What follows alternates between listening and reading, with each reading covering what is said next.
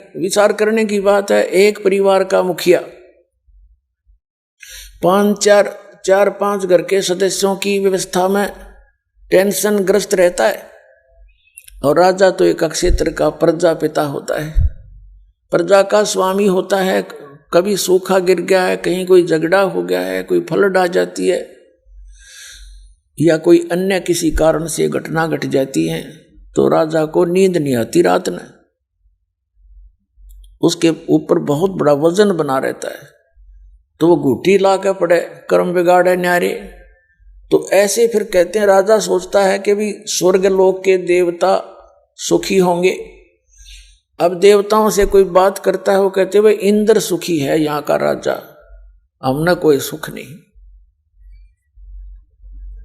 और सुख तो वहां हो जहां परमात्मा की प्रेजेंस हो, जहां परमात्मा हो। तो यहां 21 ब्रह्मांड में काल की प्रभुता है, इस काल की व्यवस्था है, तो यहां सुख हो ही नहीं सकता। फिर इंद्र ये सोचता है कि ब्रह्मा विष्णु महेश सुखी होंगे। इंद्र की हिस्ट्री आप पढ़ के देखो, स्वर्ग के राजा की, इन पुराणों के अंदर उसकी कैसी कैसी दुर्गति हुई, कैसे मलिन विचार उन लोगों के। जो बकवाद यहां करने को नहीं मिलती, इनके स्वर्ग में उपलब्ध है, और वो कर्म फोड़ने की है सारी, अपने पुण्य समाप्त करना और पाप के भागी बनना।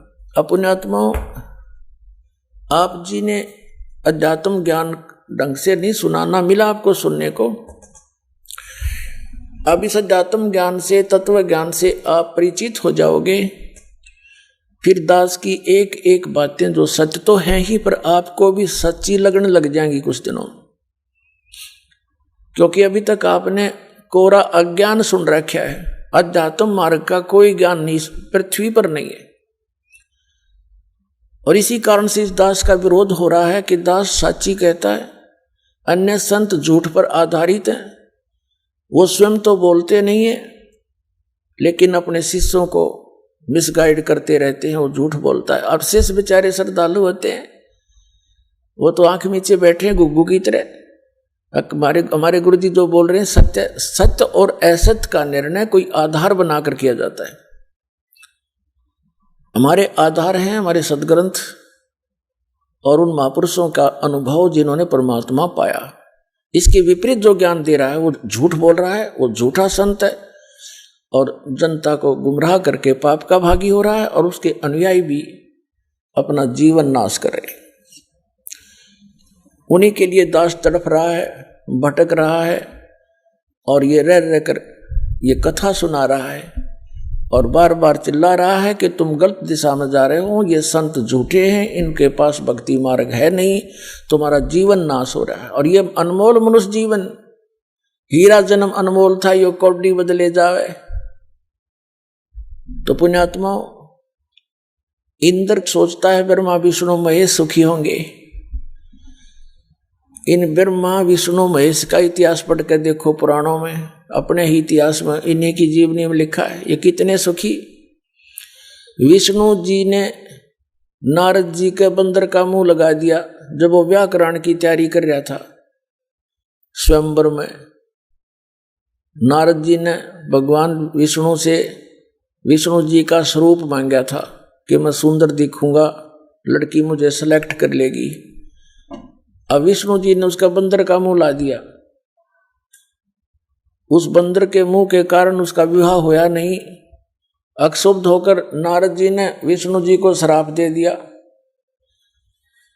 कि तू एक जीवन अपनी पत्नी के वियोग में बितावेगा।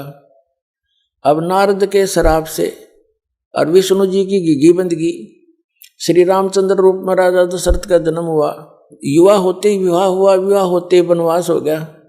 वनवास में सीता जी का अपहरण हुआ और 14 वर्ष वन में काट के रावण के लट्ठम लट्ठा होके उसने वापस लाए सीता जी को।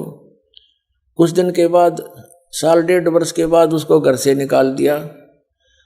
आप अयोध्या का राजा और बच्चे किधर जंगल में, उनका नो खैर खबर नहीं हो रहा है, कहाँ रहे।